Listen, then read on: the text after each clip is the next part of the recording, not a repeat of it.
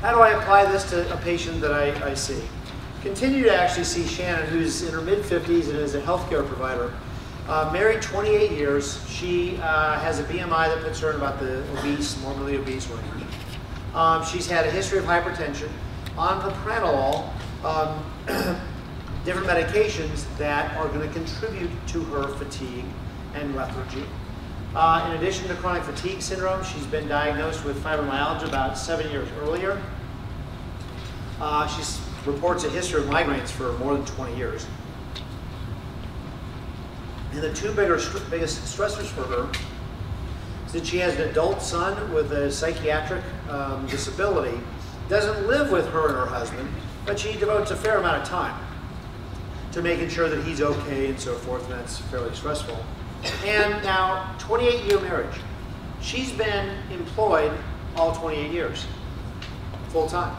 Her husband, full-time employed, but kind of spotty in terms of 4 years employed, a year and a half off. Worked for 2 years, unemployed for 3 years, and so forth. Let's just say that that's an issue for her. And that financial instability kind of is wearing on her.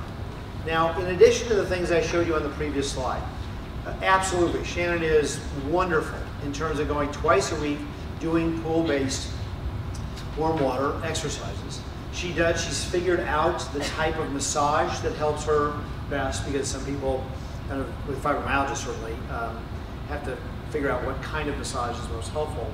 Sleep restriction and hygiene about her work.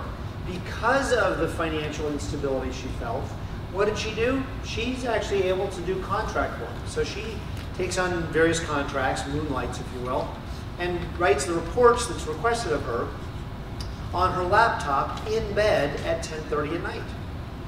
I said, Shannon, I'm not going to kind of try and have you not do that. Do what you need to do, but how about not doing that at 10, in the bedroom? You do that in a different room of the house and then get a better pre-bed routine. Referred her to a nutritionist who worked with her in terms of the omega-3 mixture and addressing the inflammatory processes of some of the dietary things that she was taking in. Her BMI, I mean, that and late night snacks were a killer for her because she was, again, doing this kind of stress-related eating.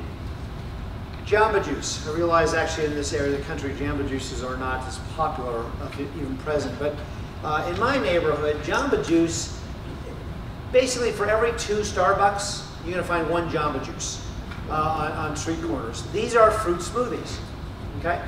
Now, she would come in, and it wasn't until about the 8th or the 9th session, universally, she would come in with like a 32-ounce thing of this fruit smoothie, sucking on it, bringing her pleasure. And I said, wait a minute, Shannon, what I want you to do is no assignment other than go to Jamba Juice, go to the store, and get the nutritional label. She comes back, and it was as if it was the amazing revelation for her. She goes, oh, well, what I didn't realize, this is for the 12-ounce size.